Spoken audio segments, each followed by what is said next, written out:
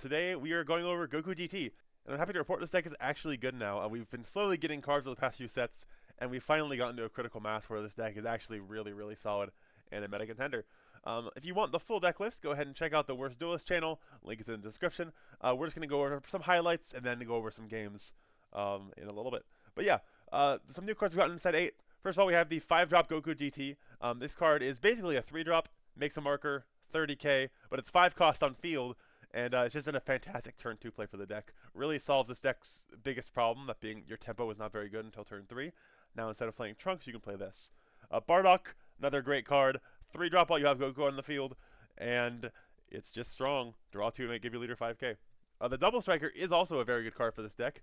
We finally have a really good win condition. We can play this on 4 with the marker, gen another marker, and then use leader effect to make it a 50k double on turn 4. Kind of ridiculous. Very strong card. We're also playing the Pan Chain. I wasn't playing this in my last list. I think I was just coping though, because this chain is really good. Just free early game removal and pressure. You can get 20ks on the board for 1 energy. And finally, we have a new tech card that we've added to the deck from FB08 actually, Spaceship of Hope.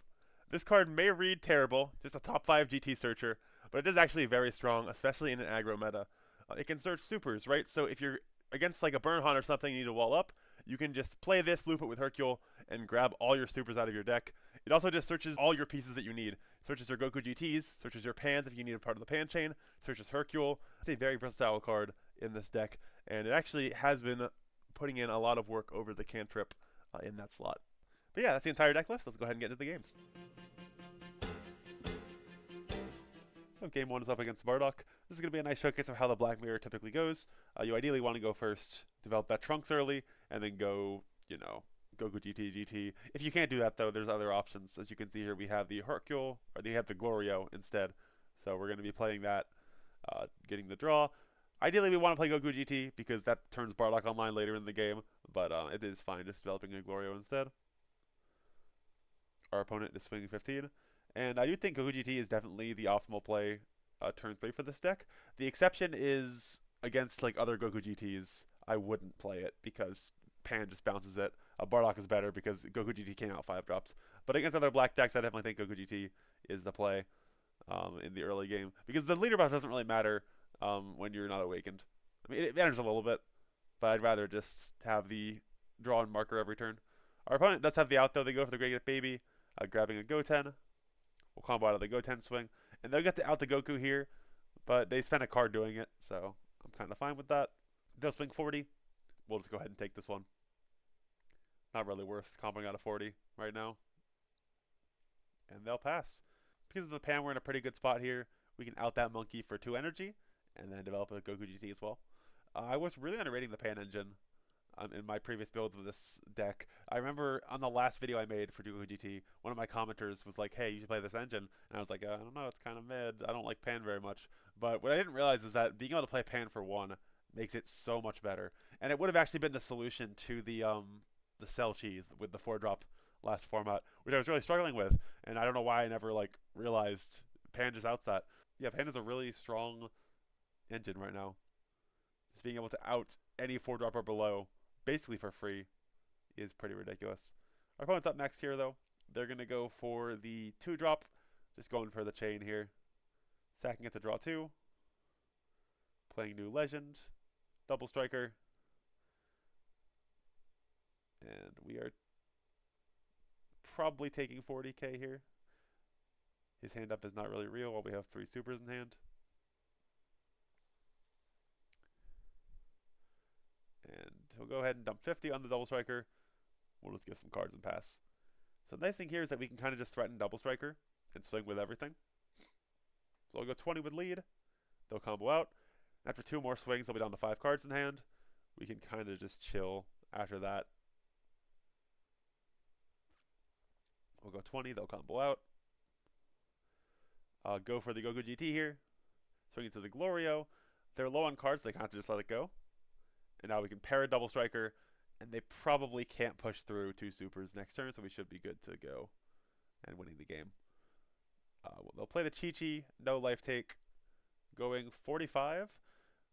So I figure they might have Double Striker in hand, so I might as well just take this hit, and I do. The punish here is if he just doesn't have Double Striker, and now I just give him a line for lethal. But I figure with 2 supers in hand, we probably can't die to a lethal line. We'll go for 2 Chi-Chis, digging for stuff, doesn't find anything, and the Bardock will scoop. Yeah, that's the Black Mirror match. If you manage to go first and open trunks, you're in a pretty good position. Otherwise, you might be struggling. It will depend on the leader, though, as for like how exactly it goes down.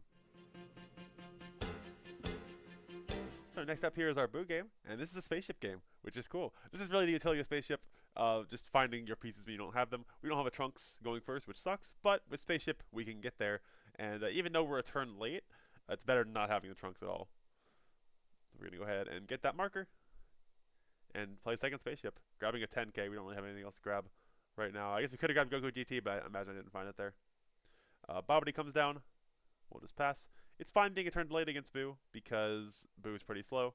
So we can just play Goku GT on turn 3 and play the Hercule to grab back spaceship. We can just charge that or play it, doesn't really matter. It's just grab a card back with Hercule. They'll play the Crit Boo, which is actually a huge mistake because the Double Striker lines up super well into the Crit Boo on turn 4, as you'll see here. It plays its end drop, doesn't KO, right? So that's just perfect. We'll go 20 at lead. They'll take it. We'll go 35 to bring them down to 3. And then we'll go 30 with the final swing. They'll awaken, comboing out. And we're feeling pretty good here. A lot of tempo developed. They'll go for Double Striker, but that's the only Double Striker they have. So I'm feeling pretty good about seeing that early. And that's really the thing with this matchup. Now that there's only one Double Striker, it's actually a lot easier to beat Boo. It was a struggle back in the day, but now it's pretty free. I mean, this is their last Double Striker. We have to just freeze it until we can get to Gogeta, and we are good to go. We'll go for the pan here, bouncing a card to add that 4-drop back to hand. We'll swing 20. We'll swing 20 again. Just ripping cards out of hand here. Then we'll swing 30. And we have Goku GT for the para. Swing 30 again. Already down to 1. Feeling pretty good. We'll go ahead and para the Double Striker and pass. Our opponent will play a Majin Buu Kid. And swing into the Goku. They're going to freeze Goku GT, which we're completely fine with. We'll just get the draw anyway. Going for the Gogeta here, setting Double Striker. I could have sent 4-drop and gone for lethal there, but I wasn't quite sure if I had it, especially with like 4 supers. So I decided to just go for the Double Striker, kill the 4-drop in battle, and we'll just threaten lethal next turn if we can. I will draw for the Goku and pass. Our opponent will go 20 at face. We'll combo out. And things get a bit dicey once the yellow can get to their Broly, but it's still fine. I mean, we still have a lot of pressure with 7 energy up, so I'm not too concerned about Broly. Fortunately, no Gogeta to deal with it, but we can just kind of pressure with our board. And we'll draw 2 off the Gokus, right? So doesn't feel too bad not being able to draw with leader here. We grab back Para, lock down the Broly, go 50 with Pan just for pressure. They'll combo out, and end turn we'll draw 2. I feel like yellow is really unlosable with black's current loadout. Like, just having those Goku GTs is so strong because they can't deal with them, and even if they freeze them, you're just drawing cards every turn. So pushing through that is going to be very tough for yellow. Another cool spaceship use here, if we're ever starved of marker, we can just grab Trunks out of deck and regen it, which is pretty cool. We'll go for Chi-Chis now, threatening lethal. And we'll swing with the leader to bait out the blocker, going for Hercule first. They'll block, but we have Trunks on board. We can just buff it to 20, and then go for a massive hand dump. We'll combo Chi-Chis away, and this is going to be like a 150 hand dump. No way Boo's blocking out of that. And they will scoop. Next game here is up against Khalifa, and this matchup is kind of a problem for us. The issue is if they stick a 5-drop early, we really just can't deal with it, and then next turn, for 1 energy, they can do the entire chain, and they can spend the rest of their energy just making their hand up even better. So, it's a tough matchup, but if you can kill early and develop tempo as quick as possible, you can definitely get there. We don't see Trunks early, which really sucks. We do have a Glorio at least, so we aren't completely cooked. But not getting that Goku GT out on turn 2 is really sad. It's just important to keep guys on field, especially with how efficient this deck is at removing stuff. They can only remove 1 thing in a turn, though, right? So as long as you have 2 guys in the field, they can't deal with them both. We'll go 15 at lead. We will play the Son Goku GT, and we'll pass. Our opponent goes 20 crit here. We'll take that. They go for the Kaba. Very obnoxious for this deck, not being able to stick anything because of this Kaba. But it is a mandatory life take, right? We can kind of exploit that. We go for the Son Gohan Childer here. We kind of have to deal with that Kaba. We'll go 15 at lead. They'll combo out. And what's nice here is that we can get them to 4, and they have to block out of this double striker, or else they can't combo us next turn. So they give us a super and a 5. And getting rid of a super is really huge, because we have to hand dump probably next turn. Because once that 5-drop comes down, we have to kill. We cannot remove that 5-drop. I guess we could here because we have Gogeta, but typically they're awakened a turn early, and they'd have the 5-drop already. But we kind of got lucky that they didn't have that line, or they weren't awakened on curve. They have to go for the 5-drop this turn instead of the turn before, which is definitely beneficial for us. They're going to spend 1 here, bouncing the Kaba, and here comes the chain. So I ideally want to try and get to as close to 1 as possible and leave this Glorio on the field. We combo out of 20, hoping that they'll take the bait and go 35 at lead. They don't, though, which is sad, but we can still super to get out. I want to keep Glorio alive. It might be a bit greedy to keep Glorio alive here, but my idea is that I want to go 40 with the Glorio using leader effects, just for an extra swing to guarantee that we can get him down to 1. They'll go 50 at the Glorio. We'll combo out, which is, again, kind of greedy, but I do want that extra swing really badly.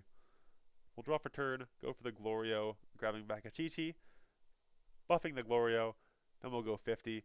Maybe an over combo. I probably could have just gone 40 and still gotten the life, but I really wanted to make sure it went down the 1 there. And I figured their hand was kind of weak because they didn't hand up on us. So I think even with this like pretty mediocre hand up, we can probably get there. We go 40 with lead, and then we can just go for the Trunks Glorio play to try and finish them off. Go for the Chi-Chi, take a life. And this hand up is relatively weak, but again, their hand is probably also pretty weak, so I'm feeling pretty good about it. And we managed to get there with a 70k swing. That's the Caulifla matchup. Really depends on when they manage to get the chain off, but if they get the chain off a turn late, you can definitely get there against them. So that is my Goku GT list. I think it's looking very strong this format. Been performing super well in testing. The deck has a ridiculous curve, has pretty well-rounded removal, and if it gets going, you just can't stop it. It gets so much advantage if it manages to stick anything for more than a turn. The deck has weaknesses though. Primarily, if you don't see Trunks going first, you're going to be in a pretty rough spot. The deck really relies on going first and playing Trunks on turn 1 to get its curve going. If you play Trunks later, it's a bit bad. If you don't see Trunks at all, you know, it's going to be rough. Playing Goku GT on 4 is not great. Playing Bardock on 5 is terrible. So if you're not playing your threats ahead of curve, you're not really doing anything. Another issue is just needing to go first in general. That actually makes this deck significantly weaker online than it is offline. Because offline, you'll always pick first when you win the die roll, and your opponent might give you first otherwise. So you'll go first like 70% of the time, 60% of the time. So you'll go first like 60% of the time, maybe 70% of the time. But online, it's always 50-50. It's just randomized. So you're going to go second half the time, and that kind of sucks. Just in general, though, having to go first to make your game plan work is kind of sad. It's not as bad as like Piccolo's situation with going first, but it is still annoying. Overall, though, this deck does seem strong. Been testing for around a month. This is the best list I can come up with, but it definitely isn't solved yet, and there are a lot of tech cards that could go into this deck to beat certain matchups. So let me know if you have any ideas, and thank you for watching the video. I'll see you guys in the next one. Goodbye.